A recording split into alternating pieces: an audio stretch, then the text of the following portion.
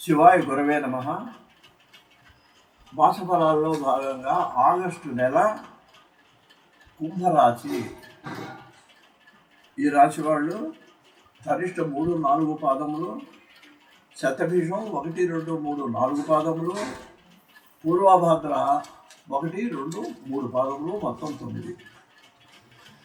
ఈ రాశి వాళ్ళకి ఆగస్టు నెలలో గ్రహస్థితి అంత అనుకూలంగా లేదు. దీంట్లో మటుకు చెప్పుకోవాలండి. ఎందుకంటే అంతా బాగుందంటే మీకు ఆనందంగానే ఉంటుంది, కానీ తర్వాత ఇబ్బందులు పడ్డప్పుడు బాధపడతారు.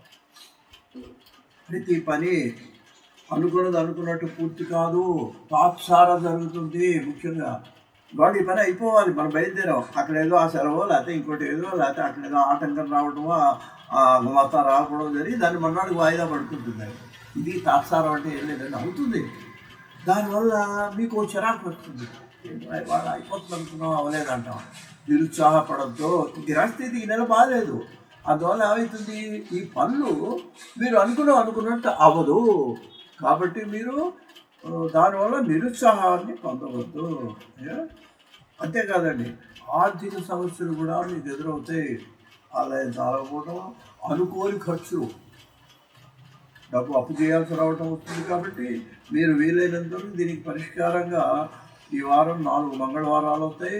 ప్రతి మంగళవారం స్నానం చేసిన తర్వాత రుణ విమోచన అంగారక స్తోత్రం మీకు దొరుకుతుంది బయట.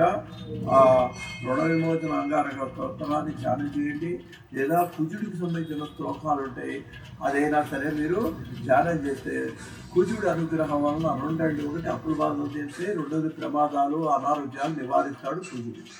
ఇక బంధుమిత్రులతో కూడా మీకు ఏదో విరోధాలు, శ్రీరామ అంటే బూత్ మాట్లాడతారు చూడండి, మీరేదో చెప్పకపోతే వాడికి ఇంకో రకంగా అర్థం చేసుకొని మిమ్మల్ని అపార్థం చేసుకునే పరిస్థితి కూడా ఉన్నది. అయ్యా, దూర ప్రయాణాలే అసలు మానేయటం మంచిది వీలైతే ఈ నెలలో. ఎందుకంటే అవి కూడా మీకు పెద్ద అనుకూలంగా లేవు.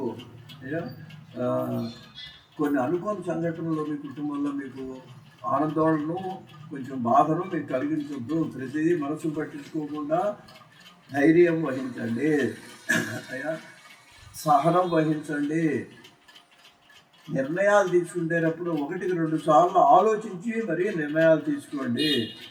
అలా కనుక నిర్ణయం తీసుకోకుండా మాట తూలితే బంధువులతో, మిత్రులతో కూడా వాళ్ళు మీకు దూరం అయ్యే పరిస్థితి ఉంది మాట్లాడేటప్పుడు. ఎందుకంటే గ్రహస్థితి లేనప్పుడు ఎంత పొదుపుగా, ఎంత మౌనంగా ఉంటే అంత మంచిదండి. పెద్దవాళ్ళు అదే చెబుతారు, విభూషణం మౌనం అని. అలా మౌనంగా ఉంటే చాలా మంచిదండి. అయ్యా, ఉద్యోగస్తులకు కూడా మీరు అధికారుల వలన కొంచెం కోపానికి గురయ్యే అవకాశం కూడా కనిపిస్తుంది ఈ నెలలో. సహనం వహించండి. ఎందుకంటే అయ్యో మన గ్రహస్థితి బాగాలేదనుకోండి. అయ్యా, విద్యార్థులకు మాత్రం విదేశీ ప్రయత్నాలు లాభించే అవకాశం ఉంది. కాబట్టి మీరు ఇటు కుజ స్తోత్రాలు చదువుకోండి.